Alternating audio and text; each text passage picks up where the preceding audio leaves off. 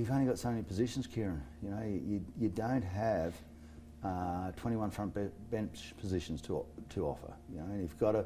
We needed women back in the cabinet. You know, we needed and Bridget's there not because she's a woman, because she's competent, but it helps. It certainly does, on the policy front, help us tick that box. We needed to make sure there's a path forward for people who are coming into, you know, who are sort of recent. That's why people such as Susan McDonald has got the envoy position.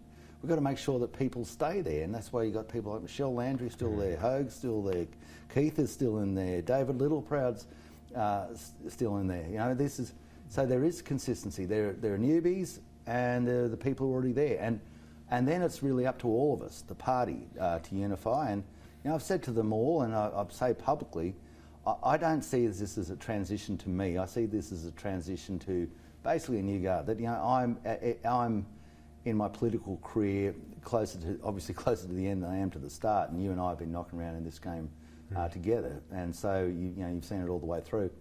And I want to make sure that, you know, when that time comes for transition, that the Nationals have a whole suite of people who have worked at the highest level, who have the competencies to be senior front benchers, leaders, and we can present as a party back to the Australian people and say, mate, they've got a whole suite of people. They've got a whole heap of people who can play state of origin, make no mistake about it. Have you finalised your working arrangements with the Prime Minister? That goes, you know, with all working arrangements that's evolved. I haven't had a face-to-face meeting with the Prime Minister yet because he's in lockdown. So, you know, I'll keep those, obviously any discussions private, but I think it's fair to the Australian people to say, you know, you need ultimately to have a face-to-face meeting. I know the Prime Minister wants that, I want that. And that's where you can nut out the final sort of framework for it. Yeah, just so people know, he doesn't need a letter from me for numbers, right? He's got them. He got it at the last election. You only need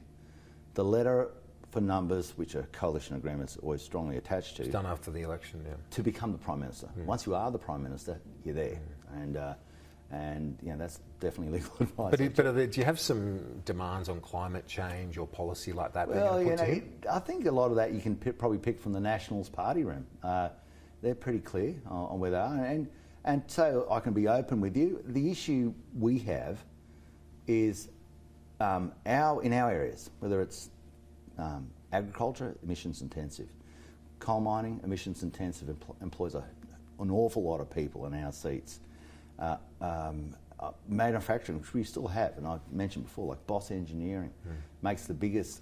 It makes the biggest farm implements in the world. Would do you accept there's opportunities in agriculture too for farmers, abatement, and so on as part of this? We always listen to the balanced argument, but you know, the first thing on the top of our head is jobs, and jobs come from cash coming off the land, going into the shops, going to the hairdressers, going into the chemists, going to the accountants, going to the tyre businesses.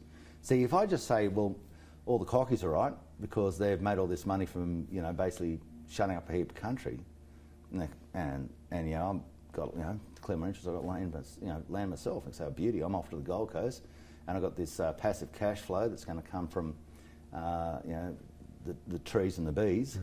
But what does the hairdresser in the town say? So, well, where's my cash? But on the broader thing about the exports, what you spoke about the coal mining and so on, isn't it a problem that a lot of our export markets are declaring net zero? Who's going to buy it? Who's going to buy the exports? Yeah, but look, shouldn't we transition? There's the narrative. Those industries. No, well, yeah. I tell you when you transition, when there are no ships, Kieran, sitting off Newcastle and sitting off Mackay, you know what you can come back and tell me? We've got problems in the coal industry, right? We've had record sales of coal, right? Record sales at record price for thermal coal. Guess where they use that? In coal-fired power stations.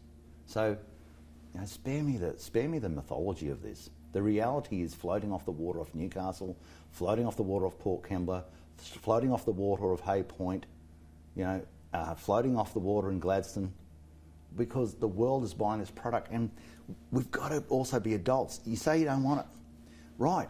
Take me by the hand and show me which hospital you don't want, which schools you don't want, how you don't want pension increases, how you don't want money in the NDIS. Remember, our biggest export, bringing in, and in terms of trade. So no net zero? Well, look, under you? You wouldn't agree to it?